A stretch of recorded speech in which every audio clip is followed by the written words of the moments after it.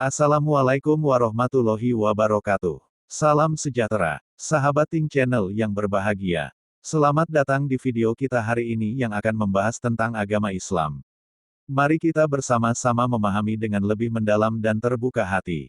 Islam adalah agama samawi. Agama samawi. Pengertian agama samawi adalah agama yang turun dari langit berlandaskan wahyu Tuhan. Agama samawi diwahyukan pada para rasul yang mengajarkannya pada manusia. Dasar-dasar hukum Islam adalah Al-Quran sebagai kitab yang berisikan wahyu-wahyu yang telah diterima Nabi Muhammad SAW.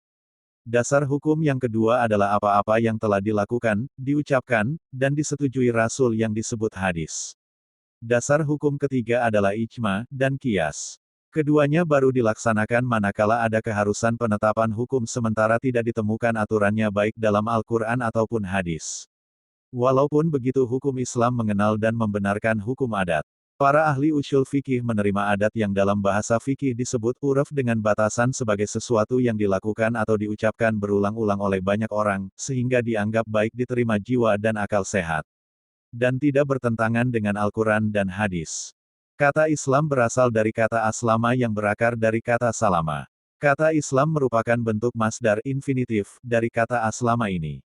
Ditinjau dari segi bahasanya, yang dikaitkan dengan asal katanya, etimologis, Islam memiliki beberapa pengertian, sebagai berikut. 1. Islam berasal dari kata, salam. As-salmu berarti damai atau kedamaian. Firman Allah Subhanahu wa Ta'ala dalam Al-Quran, Surat Al-Anfal ayat 61 yang artinya, dan jika mereka condong kepada perdamaian, lis salam.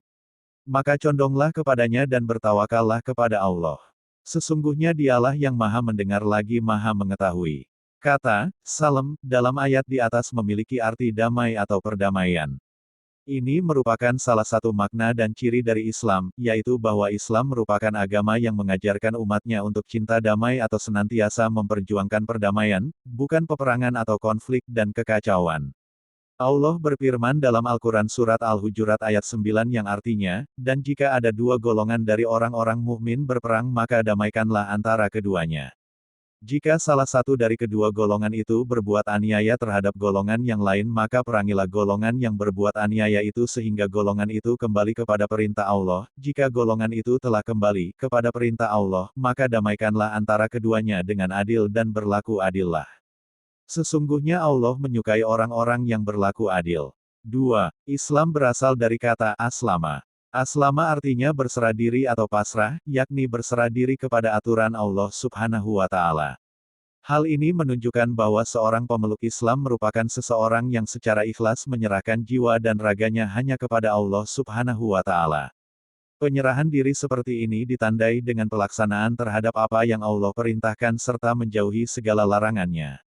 Allah berfirman dalam Al-Quran Surat An-Nisa ayat 125 yang artinya, dan siapakah yang lebih baik agamanya daripada orang yang ikhlas menyerahkan dirinya, aslama wajahu, kepada Allah, sedang dia pun mengerjakan kebaikan, dan ia mengikuti agama Ibrahim yang lurus. Dan Allah mengambil Ibrahim menjadi kesayangannya. Sebagai seorang Muslim, sesungguhnya kita diminta Allah untuk menyerahkan seluruh jiwa dan raga kita hanya kepadanya. Allah berfirman dalam Al-Quran Surat Al-An'am ayat 162 yang artinya, katakanlah, sesungguhnya salatku, ibadatku, hidupku dan matiku hanyalah untuk Allah, Tuhan semesta alam.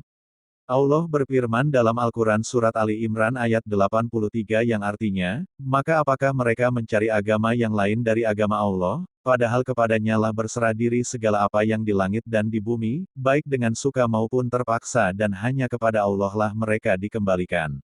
3. Islam berasal dari kata istaslama mustaslimun. Istaslama mustaslimun artinya penyerahan total kepada Allah Subhanahu wa Ta'ala. Firman Allah Subhanahu wa Ta'ala dalam Al-Quran Surat As-Saffat ayat 26. Yang artinya, bahkan mereka pada hari itu menyerah diri. Makna ini sebenarnya sebagai penguat. Seorang Muslim atau pemeluk agama Islam diperintahkan untuk secara total menyerahkan seluruh jiwa dan raga serta harta atau apapun yang dimiliki hanya kepada Allah Subhanahu wa Ta'ala.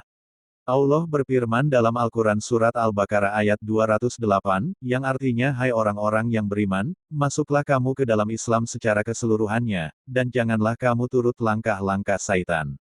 Sesungguhnya Saitan itu musuh yang nyata bagimu.